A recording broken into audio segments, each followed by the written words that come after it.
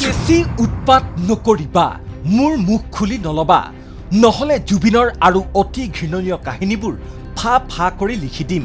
গম পাই যাবা, তোমালোকৰ ভগৱানক অসুৰ বনাই পেলাম। জুবিনৰ গোপন কথাবোৰ অতি ঘিণ লগা, থুই পেলাবৰ মন যোৱা। গান গাই কিডাল কৰিলে, মৰাৰ আগদিনাও হোটেলত মাইকী কেলেংকাৰী। আমাৰ হাতত চব তথ্য আছে। এই বিতৰ্কিত ফেচবুক পোষ্ট কৰিছে এগৰাকী বিতৰ্কিত মহিলাই, নাম শিখা শৰ্মা। সেই পোষ্টটোৰ পাছতেই বহুতেই নাম নোলোৱাকৈয়ে প্ৰত্যুত্তৰো দিছে। কিন্তু প্ৰত্যুত্তৰসমূহ জনাৰ পূৰ্বে প্ৰথমেই পাঠ কৰি শুনাব বিচাৰিছোঁ শিখা শৰ্মা নামৰ ফেচবুক ব্যৱহাৰকাৰীগৰাকীৰ বিতৰ্কিত পোষ্টটোৰ কিয়দাংশ, য'ত তেওঁ লিখিছে, জুবিনৰ চৰিত্ৰ আৰু বখানিবলৈ আমাক বাধ্য নকৰিব। জুবিনে মদ খোৱাৰ কাহিনী লিখাৰ বাবে মোক গালি পৰা সকলক সাৱধান কৰি দিলোঁ। জুবিনৰ লেতেৰা চৰিত্ৰৰ কাহিনী শুনিবা নেকি তোমালোকে? আমাক বিনা দুখত গালি দি নাথাকিবা, নহ'লে এতিয়া মদৰ কাহিনীহে লিখিছোঁ। বেছি উৎপাত কৰিলে চৰিত্ৰৰ ঢাকোন খুলি দিম। কি কৰা আমিও চাই ল'ম।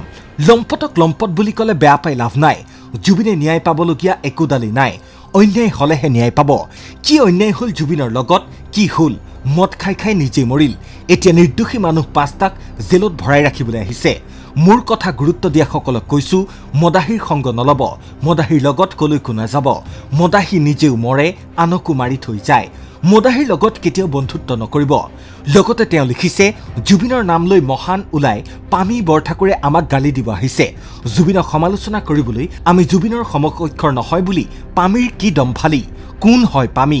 কি পৰিচয় আছে? আমি মদাহীৰ সমকক্ষৰ হম কেনেকৈ?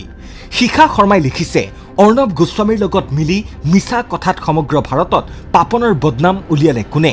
আমি কি নাজানো? এইবোৰ গুণ্ডামীৰ অৱসান ঘটিল। ভাল হ'ল, খুব ভাল হ'ল। এই পোষ্টটোক অধিকাংশই আওকাণ কৰিছে যদিও কমেণ্টত শিখা শৰ্মাক জুবিন অনুৰাগীয়ে কৰিছে চোকা সমালোচনা। ইফালে নাম নোলোৱাকৈ একেটা সময়তে জ্যেষ্ঠ সাংবাদিক ছায়ামণি ভূঞাই লিখিছে, মানুহৰ সহ্য ধৈৰ্যৰ সীমা আছে। মানসিক ৰোগী বুলি কথাবোৰ আওকাণ কৰি থকাৰ বাবেই উদ্ভতালিৰ সীমা চেৰাই সমাজক প্ৰদূষিত কৰাৰ অপচেষ্টা চলিছে। বলিয়ালি বহুৱালি বুলি নলৈ ঘৃণা বিয়পোৱাৰ অপচেষ্টা ৰোধ কৰাৰ প্ৰয়োজন হৈছে। মানসিক বিকৃতিৰ চিকিৎসা আছে। পৰিয়ালে কথাবোৰ গুৰুত্ব সহকাৰে লোৱা উচিত। ইমানতেই ক্ষান্ত কৰক, নহ'লে লক্ষ্যজনক ক্ষান্ত কৰোৱাৰ উপায় নাথাকিব। একেটা সময়তেই লেখক কৌশিক নন্দন বৰুৱাই লিখিছে, অনুৰোধ কৰিছোঁ, এফালৰ পৰা প্ৰফাইলটো ৰিপৰ্ট মাৰি যাওকচোন।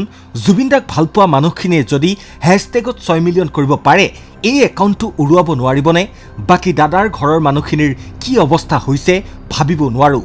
জুবিন গাৰ্গ এবাৰহে মৰিল, কিন্তু ঘৰৰ মানুহখিনিক তিল তিলকৈ মাৰি আছে প্ৰতিদিনে। ভয় কৰক অ', ঈশ্বৰলৈ অলপ ভয় কৰক।